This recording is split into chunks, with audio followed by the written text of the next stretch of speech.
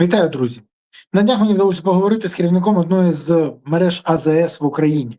Він розказав мені, як росіяни системно вибивають дронами, реактивними шахедами АЗС по всій країні. І каже, що незабаром можуть бути великі проблеми. Більше того, росіяни намагаються створити фактично штучну кризу у нас після того, що ми зробили в них.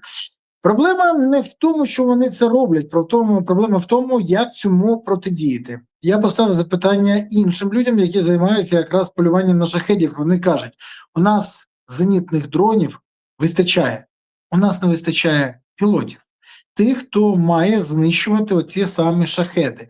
Бо чим збивати є, а от ким? І це велика проблема. Одночасно з цим я поцікавився, що відбувається у наших ворогів в цьому напрямку. А там системна робота. Генерал Сергій Кривонос неодноразово розповідав в мене в ефірі про те, скільки ж створили нових навчальних центрів для пілотів на Росії, але бачив, що на цьому росіяни не зупиняються.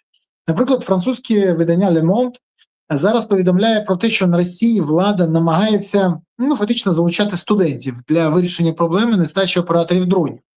Більше того, вони роблять це в класичному радянському стилі, але в сучасних умовах. Кремль зобов'язав фактично вище спрямовувати 2% студентів на військову службу, тоді як у соцмережах на Росії дедалі активніше поширюються чутки про нову хвилю мобілізації. Попри те, що деякі представники Держдури Російської Федерації заявляють, що ні, мобілізації не буде, але ж ми знаємо, що відбувається на Росії. Як тільки вони кажуть, що чогось не буде, наприклад, нападу на Україну, висновки робіть самі. Щоб зацікавити молодь, на Росії в університетах і технічних коледжах регулярно проходять інформаційні зустрічі, так звані уроки мужності та турніри з безпілотників. Ці заходи відбуваються під наглядом військкоматів і російських військових. Майбутнім операторів дронів обіцяють, що вони нібито не побачать війни, але будуть непогано заробляти, захищати країну, стануть героями і зроблять їм кар'єру. Всі знають, що ця кар'єра як закінчується, але питання в тому, що росіяни намагаються вирішити свою проблему – нестачу операторів дронів. А Україна поки що займає в цьому відверто пасивну позицію. Запитання головне. Коли російські студенти погоджуються бути операторами дронів, хіба вони не повинні виконувати свої обов'язки виключно за екранами у бункері далеко від фронту? Таке запитання взагалі нікого в них не з'являється. Хоча частково саме вони будуть керувати тими самими реактивними шахедами і дійсно не будуть залучені до ударів по Україні. Не будуть залучені на лінії фронту, говорю про це. Чому Україна не робить щось схоже? Відповіді в мене немає. Хоча ті, хто були в мене в ефірі, Сергій Кривонос і інші, кажуть, що тут просто питання в некомпетентності тих або небажанні займатися проблематикою, хто має цим займатися.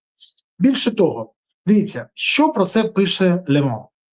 Представник військкомату прийшов поговорити з нами про новий рід військ. Він наголосив, що це стандартний контракт зі спеціальною пропозицією від університету. Академічна відпустка на 1 рік і поновлення на тому ж самому курсі після завершення служби. Він сказав, що цей контракт не підлягає продовженню і що на передову нікого не відправлятимуть, розповідає студент Московського державного технічного університету імені Баумана. Один з найкращих технічних вузів Росії, який займається системно підготовкою математиків, програмістів, аналітиків. До речі, майже вся аналітична служба ФСБ підготовлена там. Щоб залишити молодь, особливий акцент роблять на ігровому аспекті керування дронів. Більше того, в наступному учбовому році на Росії планують на 60% збільшити кількість годин, які будуть в школі використовуватися для навчання начальної військової підготовки. І як ви думаєте, будуть вчити маршувати, кидати гранати, стріляти? Ні. Дрони. Освоювання дронів, використання їх, поява звичок і навичок, а також вміння використовувати дрони в різних умовах. Росія не збирається закінчувати війну. Росія намагається і далі використовувати молодь для того, щоб забезпечити своє майбутнє. Україна не намагається навпаки навіть підготовувати дрончиків з тих, кому вже за 25. І це разюча відмінність того, що відбувається на Росії. У нас постійно Зеленський каже про те, що він готовий підписати з Путіним угоду навіть в Білому домі в овальному кабінеті, але все залежить від Трампа. А Путін нічого не говорить, а просто мовчки готують пілотів проти України. Нам треба змінити свою концепцію. Треба зрозуміти, що от те, що відбувається на Росії, несе пряму загрозу для України. Більше того, нам треба зрозуміти, що нам треба змінити і підготовку. До речі, в школах теж треба готувати вже молодь до того, що вона з роками, але буде служити. Не обманювати, а казати правду. Не розповідати казки, які розповідають на Росії, не вішати локшину на вуха, а готувати українців до того, що вони будуть захищати країну. Згодом, але будуть.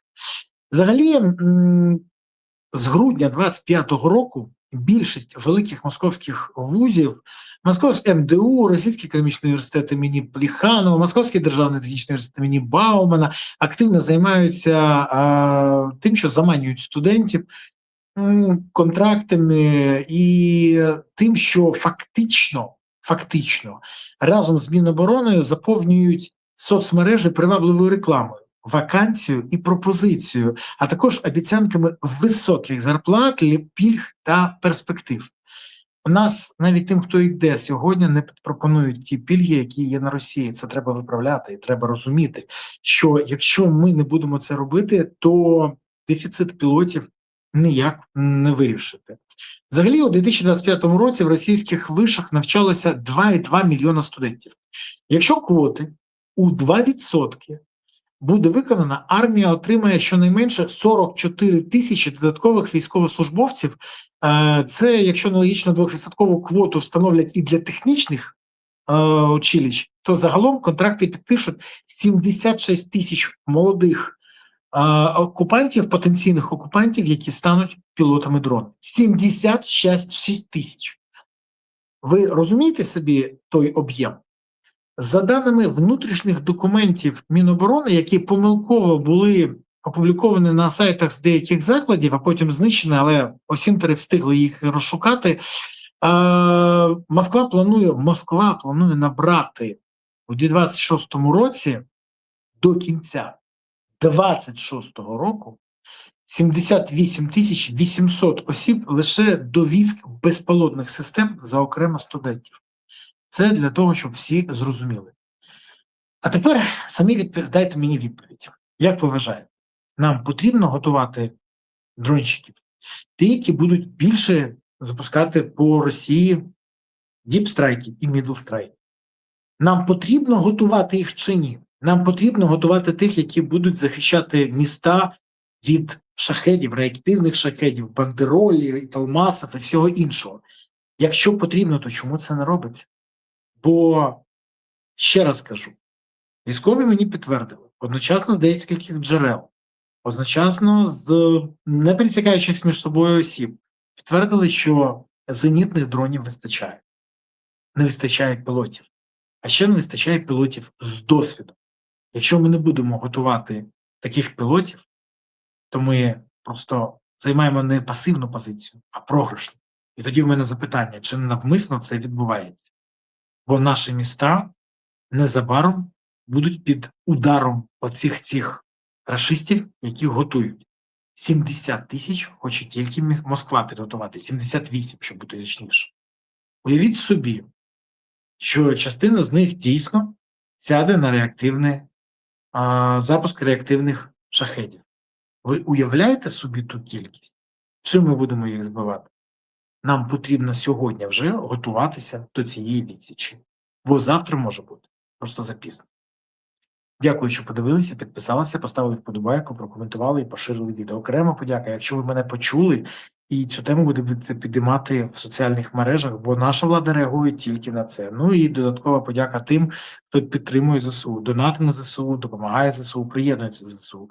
Бо тільки ЗСУ є запорукою того, що Україна є майбутнє. Тож гуртуємося навколо потреб ЗСУ, щоб у України було гідне майбутнє. Дякую вам. Па-па.